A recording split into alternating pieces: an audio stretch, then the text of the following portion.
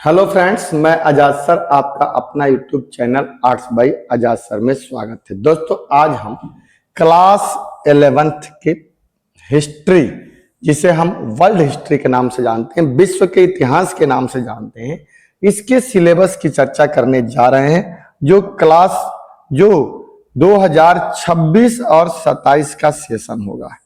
जो बच्चा 26 और 27 के सेशन में जाएगा उसके लिए हिस्ट्री का सिलेबस मैं डिस्कस करने जा रहा हूं, यानी एक्सप्लेनेशन करने जा रहा हूं। क्योंकि बहुत सारे बच्चों की ये डिमांड थी दोस्तों कि सर क्लास 10th तो हम पास हो ही जाएंगे, इसमें कहीं कोई डाउट नहीं है, लेकिन क्लास 11th में हमें पॉलिटिकल आर्ट्स पढ़ना है और हम क्या पढ़ें क्या नहीं पढ़ें। बड़ी डिमांड हो रही थी, बच्चों की मांग हो रही थी, तो हमने कहा चलो ठीक है, हम इस पर एक वीडियो बना ही देते हैं। हालांकि जब रिजल्ट आएगा तो बात होगा ही होगा। वैसे कई जगह पे इसका बैच शुरू हो गया है, हम भी इसका बैच 7 तारीख से शुरू करने जा रहे हैं, 7 अप्रैल से। ठीक है दोस्तों, तो ऐसे में आपको हम क्लास 11th के हिस्ट्री के सिलेबस बताने जा रहे हैं, जिसमें मात्र एक ही बुक पढ़ना है। आपको हम पिछले वीडियो में बताए थे पॉलिटिकल साइंस में कि आपको 2 बुक पढ़ना है क्लास 11th में, लेकिन यहां पर क्लास 11th के हिस्ट्री में आपको मात्र और मात्र एक ही बुक पढ़ना है। लेकिन बड़ी बुक है, बड़े चैप्टर है, टोटल मिला करके 7 चैप्टर पढ़ना होता है। तो चलिए दोस्तों, हम लोग एक एक करके इसको समझने की कोशिश करते हैं कि कौन सा चैप्टर कितना है और कैसे पढ़ना है।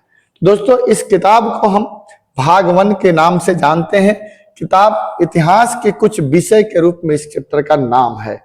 इतिहास के कुछ विषय, यानी क्या क्या विषय हैं इसमें। दोस्तों, पहला जो चैप्टर है इतिहास हम पढ़ते हैं। यहाँ पर जो इतिहास है दोस्तों, ये हम विश्व का इतिहास पढ़ते हैं। किसका पढ़ते हैं? विश्व का इतिहास पढ़ने का प्रयास करते हैं, जो हमारे लिए सबसे ज्यादा इंपॉर्टेंट है। क्लास 11th में, किसमें दोस्तों? क्लास 11th में हम विश्व का इतिहास पढ़ते हैं। ठीक है, जिसमें हम टोटल आपको बता दें कि इस बुक में हम लोग टोटल 7 चैप्टर पढ़ते हैं, जिसमें से 4 चैप्टर आपके मिड टर्म में आता है। कितना आता है? मिड टर्म में आपके 4 चैप्टर आता है, बाकी जो है वो सब मिला करके फाइनल बोर्ड में आता है। इसमें से हम लोग एक एक करके अध्ययन करते हैं।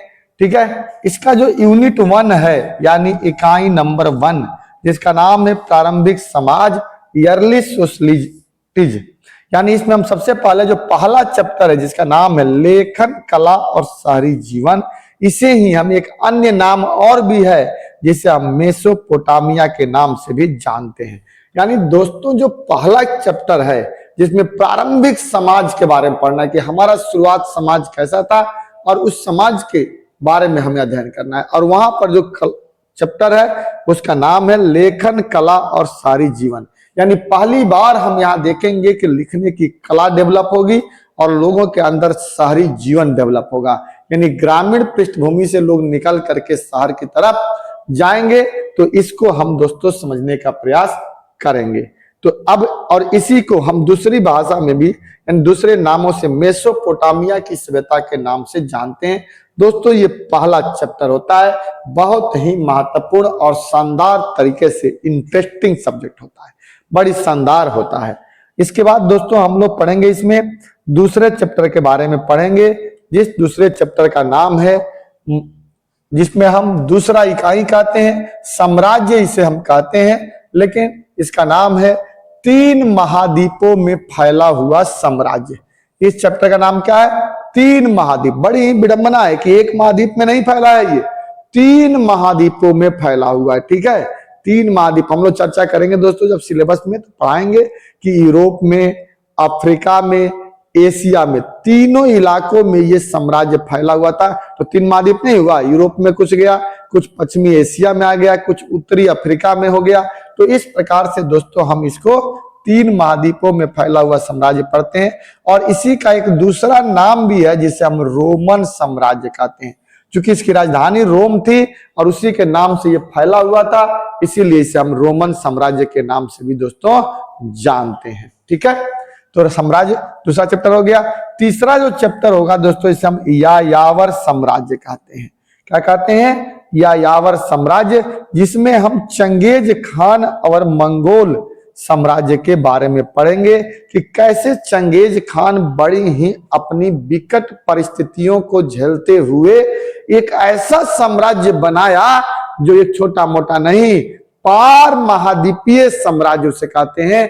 अर्थात एक महाद्वीप से लेकर के दूसरे महाद्वीप तक जो साम्राज्य फैला रहता है उसे हम पार महाद्वीपीय साम्राज्य कहते हैं। और यही वो पार महाद्वीपीय साम्राज्य की स्थापना किसने किया था, चंगेज खान ने किया था। तो 3 चैप्टर हो गया, पहला मेसोपोटामिया, दूसरा रोमन साम्राज्य और तीसरा यायावर साम्राज्य, जिसका मतलब होता है घुमक्कड़, जो कोई अस्थाई ना हो। ठीक है दोस्तों, इसके बाद हम चौथा जो चैप्टर पढ़ेंगे वो पढ़ेंगे आपका 3 वर्ग, यानी इस 3 वर्ग में हम खास करके पश्चिमी यूरोप में सामंतवाद के बारे में पढ़ेंगे। वो 3 वर्ग कौन कौन होंगे, एक तो पादरी होगा, उसके बाद अभिजात वर्ग होंगे, उसके बाद कृषक वर्ग होंगे। पादरी, अभिजात और कृषक, यही 3 वर्गों के जो बीच का जो रिलेशन होगा उनके बारे में हम पढ़ेंगे और इसी को सामंतवादी व्यवस्था कहते हैं, जो यूरोप में पढ़ेंगे, जिसका नाम चैप्टर का 3 वर्ग होगा।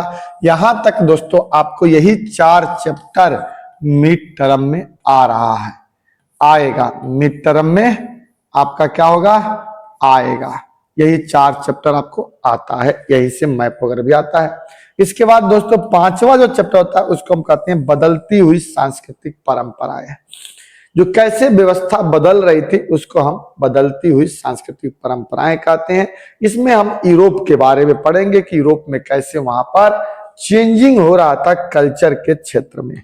इसके बाद दोस्तों हम 2 चैप्टर और पढ़ते हैं, एक तो छठा चैप्टर जिसको हम मूल निवासियों का विस्थापन कहते हैं। क्या कहते हैं, मूल निवासियों का विस्थापन। और इसके अंतर्गत खास करके अमेरिका और ऑस्ट्रेलिया के मूल निवासियों के बारे में पढ़ेंगे। किसके बारे में, अमेरिका और ऑस्ट्रेलिया के मूल निवासियों का विस्थापन एक स्थान से दूसरे स्थान कैसे हुआ और कौन बाहरी लोग आकर यहाँ बसते चले गए, इसके बारे में हम इस चैप्टर में पढ़ेंगे, छठा चैप्टर में। और उसके बाद दोस्तों हम पढ़ेंगे 7वां चैप्टर जिसका नाम है आधुनिकीकरण के रास्ते, जिसमें हम खास करके पूर्वी एशिया के अंतर्गत हम किसके बारे में, चाइना और जापान के बारे में पढ़ेंगे। चीन और जापान, कोरिया के बारे में भी, ताइवान के बारे में भी पढ़ना था लेकिन कोरिया हट गया है, ताइवान तो पढ़ना है। तो चीन के अंदर में चूंकि ताइवान आता है इसलिए चीन का नाम लेते ही ताइवान भी आ जाता है। वो अलग बात है कि ताइवान अपने आप को एक अलग देश कहता है और आज भी एक टापू के रूप में अलग देश की मान्यता लेकर बैठा हुआ, लेकिन है वो किसका अंग, चीन का ही है। और फिर हम जापान में पढ़ेंगे कि इन दोनों देशों ने कैसे अपने यहाँ आधुनिकीकरण किया। इस प्रकार दोस्तों कुल मिलाकर के यही आपके 7 चैप्टर इतिहास में क्लास 11th में पूछे जाते हैं, जिसमें से 4 चैप्टर मिड टर्म में और फाइनल में आपके क्या होते हैं, 2-3 और जुड़ जाते हैं, तो टोटल 7 चैप्टर आपके फाइनल में पूछे जाते हैं। ठीक है, इसके अलावा दोस्तों इसमें एग्जाम होता है, इसका एक पैटर्न होता है एग्जाम का, परीक्षा जो हमारे 2026-27 का है। इस सैद्धांतिक परीक्षा ये टोटल ये 80 नंबर का इसमें थ्योरी आता है। इस 80 नंबर की थ्योरी होती है और 20 नंबर का इसमें क्या होता है, प्रैक्टिकल होता है, जैसे हमने कि पीछे आपको बता रखा है। ठीक, इसके बाद कुछ इसमें मैप का वर्क भी होता है जो 5 नंबर का आता है। इसके अलावा दोस्तों मैं आपको यहाँ पे अच्छे से समझा दूं कि वो क्या चीज होता है। जैसा कि मैंने आपको पीछे बताया था कि देखिए आराम से एकदम 100 नंबर का ये पेपर होता है। ठीक है दोस्तों, इस 100 नंबर के इतिहास में 80 नंबर का थ्योरी होता है और 20 नंबर का दोस्तों प्रैक्टिकल होता है। ये तो प्रैक्टिकल आपको होगा ही होगा, जो सरकार देगी ही देगी। ये जो 80 नंबर की थ्योरी होती है इसमें यहां पर भी क्या होता है, ये 80 नंबर का ही पूछता है क्योंकि यहाँ पर केवल एक ही बुक है। तो ये जो 80 नंबर की थ्योरी होती है ये टोटल 7 चैप्टर को मिला करके यहाँ पर पूछा जाता है। ठीक है, इसी में 75 नंबर की थ्योरी और 5 नंबर की 75 नंबर की थ्योरी हो जाती है दोस्तों, और इसी में 5 नंबर का मैप भी आता है, मैप वर्क भी होता है। तो टोटल मिला करके ये कितने हो जाते हैं 80 नंबर का, और 20 नंबर का प्रैक्टिकल होता है। तो टोटल ये आपका पेपर दोस्तों कितना होता है 100 नंबर का होता है। इसके अलावा अगर आप देखें तो आगे चलेंगे तो यहाँ पर एक चीज और समझेंगे कि इसका पैटर्न का पेपर कैसा आता है, ब्लूप्रिंट कैसा होता है। तो दोस्तों देखिए पहला समझिएगा, 80 नंबर की थ्योरी होती है जिसमें 21 इसमें एमसीक्यू आता है, एक एक नंबर का 21 एमसीक्यू होता है। क्या होता है 21 एमसीक्यू होता है। इसके अलावा दोस्तों इसमें 6 क्वेश्चन होता है जो 3-3 नंबर का होता है, और ये फिर 36 18 नंबर का ये क्या होता है शॉर्ट क्वेश्चन होता है, शॉर्ट क्वेश्चन आता है। इसके बाद यहाँ पर 8 नंबर का 3 क्वेश्चन आता है जो 8 नंबर का होता है। टोटल 8 का 24 नंबर का होता है दोस्तों, जो हम लॉन्ग क्वेश्चन कहते हैं। क्या बोलते हैं लॉन्ग क्वेश्चन। इसके बाद दोस्तों 3 गो यहाँ पर पैसेज आता है जो 4-4 नंबर का होता है, और टोटल मिला करके 12 नंबर का क्या आता है आपको गद्यांश, जिसे हम पैसेज कहते हैं। ठीक है, समझ में आ रही होगी बात। इसके अलावा दोस्तों 5 नंबर का मैप आता है जो एक एक नंबर का आता है। तो 5 नंबर का क्या हो गया आपका मैप हो गया। अब आप अगर इसे जोड़ेंगे तो 9 4 13 17 18